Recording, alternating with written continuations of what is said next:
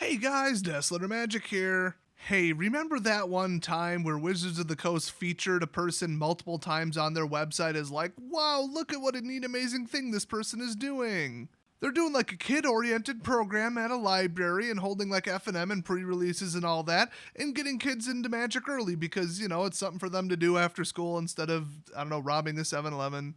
I mean, it was like fourth graders in the picture, but I mean, you never know. Some neighborhoods, you never know. Then again, with the price of Shocklands, I think they might have to go rob a gas station. But anyway, after years of featuring them multiple times and patting them on the back, they're like, oh wait, that's a WPN violation. You're not a real store. Boom, revoked. Dude's been doing it for like 8 years. They literally featured him for doing what he's doing. So then they very quickly tried to make up for it by like sending them pre-release kits, but it was like a temporary fix. So believe it or not, they have followed up. Well, okay, that's not how that story went. I should say they followed up for preventing this in the future. Like at other locations, this one was able to associate with another store that did have enough seating and then continue to ignore the seating and hold stuff not at the store, which is what they were doing before. And somehow now it's back to not being a violation. Pretty stupid. But to prevent this in the future, they are announcing the Magic Club Support Program. If they just send you like bread and lettuce and some meat and it's like that kind of club, I'd show up. I have a feeling it's not. So let's burn through what they said here. We've created special Magic Club kits for organizers that want to use Magic play as an enrichment activity in their spaces, such as schools, libraries, well, how strange that they separately mentioned that, and community centers. These kits are available to qualifying organizers in the US and Canada only. Read on for more information. So now they didn't say WPN members, they didn't say store owners, it's just TOs, tournament organizers. And honestly, the definition of that is basically anything. It's anyone who wants to run some kind of thing with their actual scoring system and get things from Wizards. Like well, even that would include the WPN. I mean, it basically means nothing. So what they really mean is this is open up to anybody who runs a thing at a school, a library, community center, anything. Cultural center, local grocery thing, who cares? If you think about it, somebody who does like, board games and like a gym time for kids after school. Physical fitness and good clean fun mixed together. Like my area has two of them. One's the YMCA and the other one's some kind of youth thing. I didn't go to it, I just went home and played video games. So if you think about it, them adding Magic is brilliant because it's fun, it's safe, it's very cognitive. It's like a practical application of math, even though, it's still like it's a game and it's pretend, it's still somewhat practical. It teaches strategy, critical thinking, all that. So it's, overwhelmingly positive, I guess. I mean, there are some negatives about Wizards in the game, obviously, but it's mostly when you want to play competitively or seriously. I mean, if everybody's on the same page, has the same budget, and you're just like renting decks or using welcome decks, like the game's fun as hell. It's when you start getting competitive that the prices go off the charts, availability is an issue, and EVs of boosters and this and that, and is it legal, is it not? I mean, if you do like a kid's thing, the cards don't even have to be legal, who cares? So I think it's a wonderful add-on for any, existing thing, but then also it gets Wizards future customers. That's why it's like super important. Because if you're going to teach somebody how to play Magic, it's probably somebody in your friend group, and somebody in your friend group is probably, plus or minus your age 5, probably the same gender as you, maybe. Well, it doesn't work. What they need is for people to start fresh, where like one person teaches 20 like middle schoolers how to play, and then boom, they're future customers. Starting earlier, and it's more efficient. That is very smart. So for the only reference to that sort of program being, Wizards cracks down on it and kicks them out, not a good look. I mean, that could lose them a lot of money in the long term. So here's this. And honestly, I mean, I think the coolest thing about F&M is you show up and you got like the 60-year-olds, you got the like 15-year-olds in some cases. I mean, they're kind of annoying sometimes. Like the genius 12-year-olds, they're hilarious because they actually act more mature than most of the 18-year-olds. I made a whole video about that. Apparently my experience with like super like polite and like good at the game 12-year-olds was like the norm, and really whiny like 21-year-olds was like also the norm at my old LGS, and it was kind of ironic. Apparently that's true pretty much everywhere. Like if there's a little kid playing Magic, they're basically like a child actor where they're like unusually mature. And like not to mention polite and civil. It's quite the anomaly actually. So I just think it's hilarious that you could show up and, I mean, I don't know about your F&M, but mine, everybody thinks, Wisconsin, it's all white. We got every color, every age, every gender, everybody. Like we got 60, 70-year-olds playing who've been playing forever because they played with their kids back in the day. Old like D&D people who picked it up because they played D&D in like the 70s, and they just kind of kept it rolling. And you got the people who are like new to the game and they're oh wow, I've never played a TCG. And then you got like the 30-year-olds who've been playing for 10 years. Well, or 15 because most people started in high school. Like, that's cool to me, but I would say that there is also something to not having massive, like, personality differences or skill level differences or available cash differences. You know, mixing tryhards with 12-year-olds, not a great idea unless the 12-year-old's got some real rich parents. So there's something to be said for just showing up to play Magic and then getting to talk to and associate with somebody with completely different, like, life experience, like somebody in their 50s. I mean, all the old people at my F&M are cool as hell. Even my old LGS from hell, those were the coolest people. They were the ones I wanted to play with because they were super fun. So it's like fun and interesting and, I don't know what, enriching. I don't know what would be the term. It's interesting to associate with people outside of your normal group of friends in your demographic. I just think that's cool. But there's also something to be said for, okay, we're going to keep it to middle school age only. It's a middle school after school program. No 25-year-old have to win $10,000 trade binder douchebags ruining it for everybody.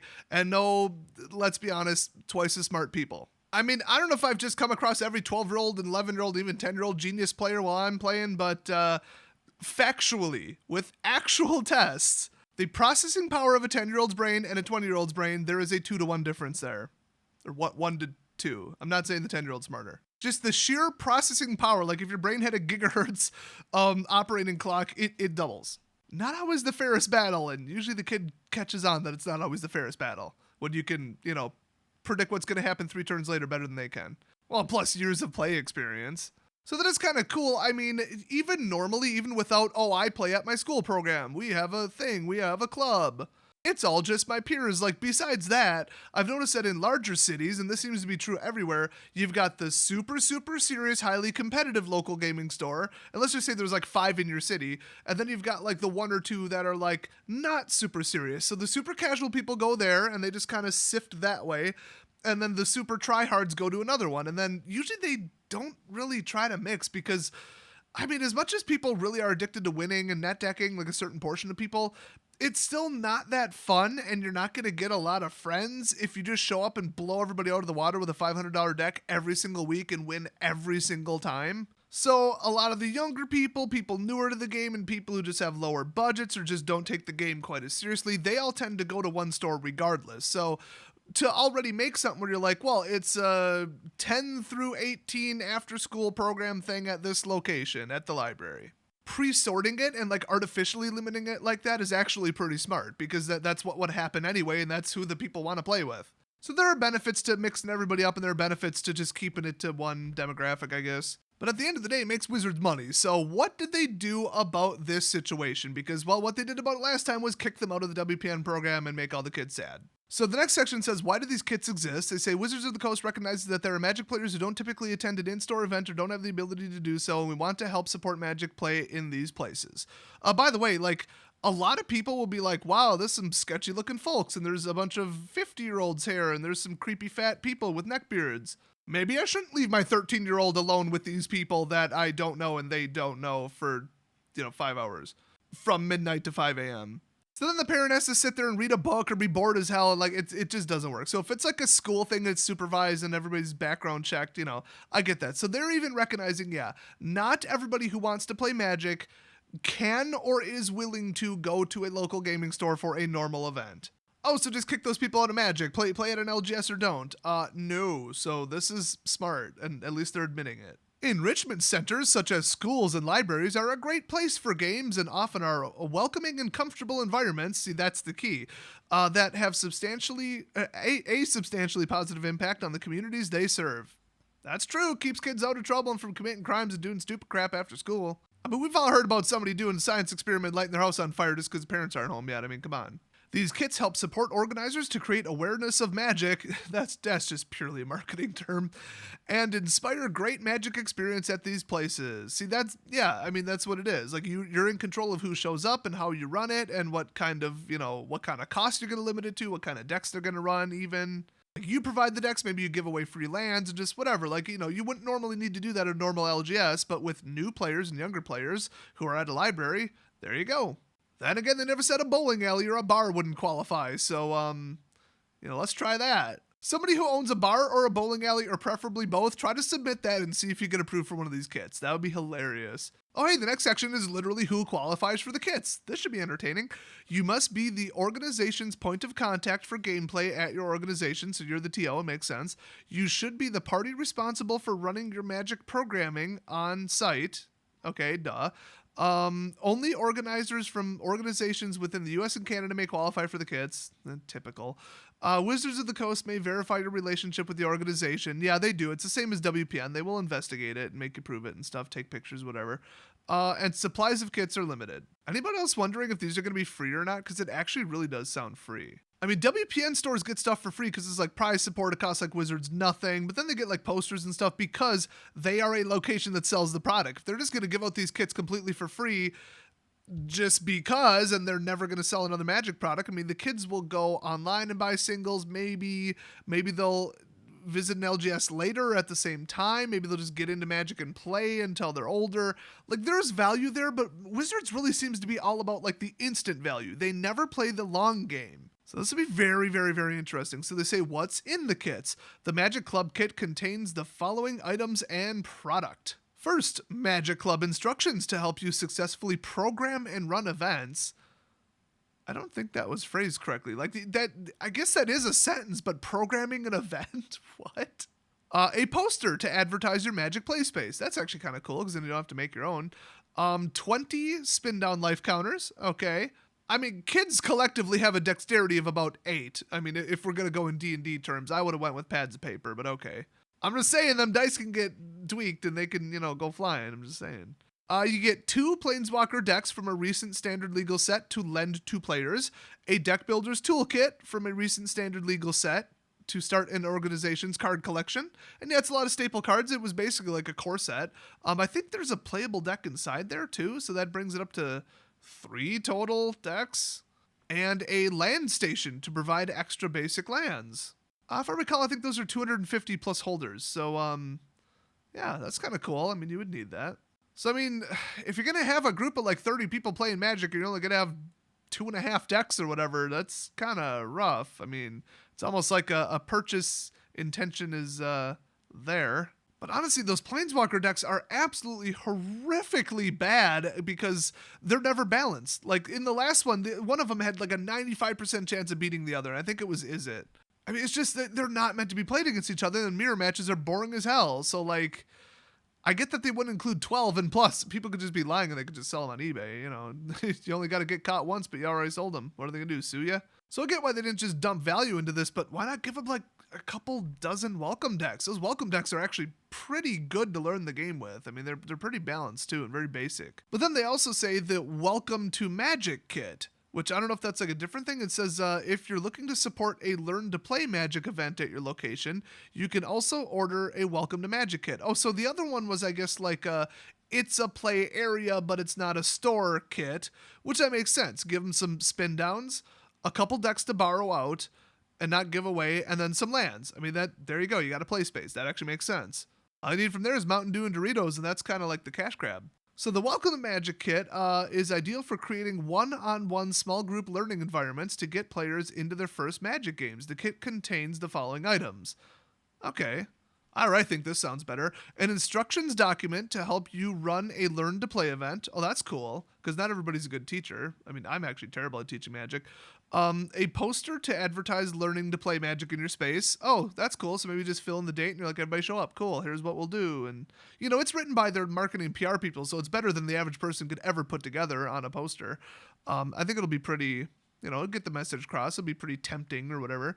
A Learn to Play Magic flip book that explains Magic game concepts for teachers and learners. That's kind of cool. Oh, 4 life total pads. Cool. See, I knew they would send out pads. Those are way better than spin downs. A 2-player teaching playmat, and oh, there it is, 20 welcome decks. See? I didn't read this ahead of time. I never read anything ahead of time. That would require time and effort, and this is me we're talking about. And see, that's smart because those welcome decks ain't worth a damn thing. I mean, the closest you could get is maybe a 50% rare and one of them. I think, like, what was it, Grook's Horde and Sphinx and Magosi were worth a little bit of money. Maybe Sarah Angel, maybe.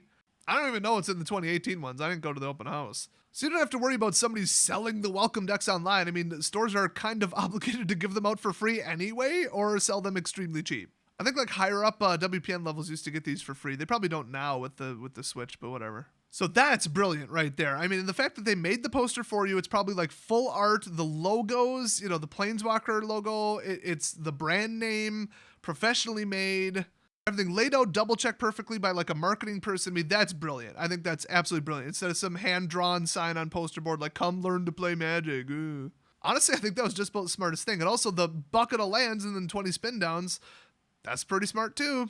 Giving people the stuff they got to buy normally, and then, hey, have a deck to play with. And then you can even borrow out the 20 decks, but otherwise they have the borrow out Planeswalker decks.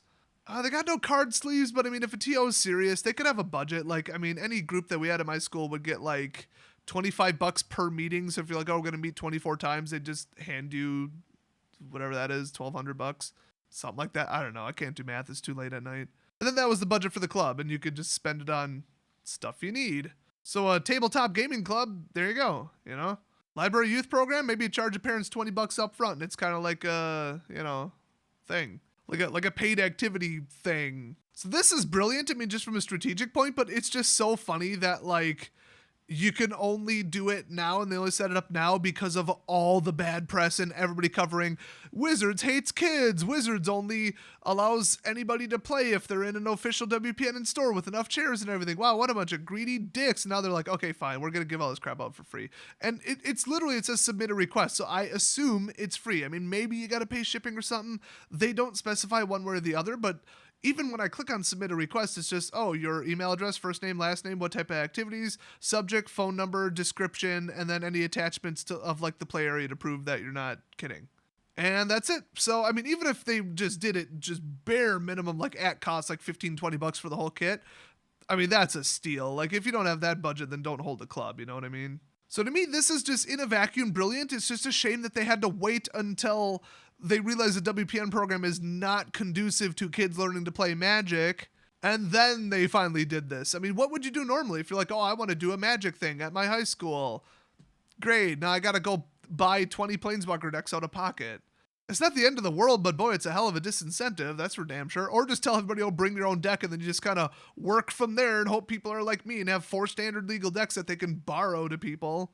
And plus, if you take my Cursed Wave deck and try to teach somebody how to play Magic with that, it'll teach them how to look to a different game. That deck is pure toxic control cancer. And it is so complicated. It has cards from all 5 sets. It uses almost every mechanic in the game right now. If you hand somebody that, they're going to have a bad time. And if you hand them a welcome deck, they're going to have a good time. I mean, that's why they're designed that way.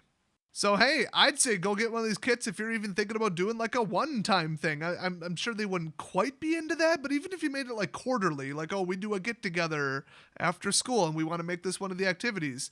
If you have 20 people show up and one of them goes on to play Magic for the next couple of years, Wizards already made their money back. I mean, literally a conversion of one. So, you know, it's not a big risk to them. It's just smart. I mean, just the mailing of this and all that, they would write it off in the marketing budget. I guarantee it. So overall, it's smart, it's awesome, it's way late, and they should have done it a long time ago, and it's a shame what caused this, but at the end of the day, if this describes you and you run something like this, request the kits, totally. I just mostly wanted to raise awareness about this, so thanks for watching, everybody, and if you have a story about something that you did, some kind of, you know, school program, youth program, or just whatever, something at your community center, something at your co-op grocery place, if you started playing Magic at your drum circle, if you have a secret underground fight club at your college except that it's played out with Magic, if you run a seniors program and you taught a monkey how to play Magic and the seniors just get a kick out of that, I mean, leave that down in the comment section. I keep saying kids, but this could be any kind of community thing. This could be a group of moms that gets together and instead of a book club, it's a Magic club. That'd be cool. So hell, if you got a cool story like that, leave that down in the comment section for sure. Thanks for watching, and I'll see you guys next video.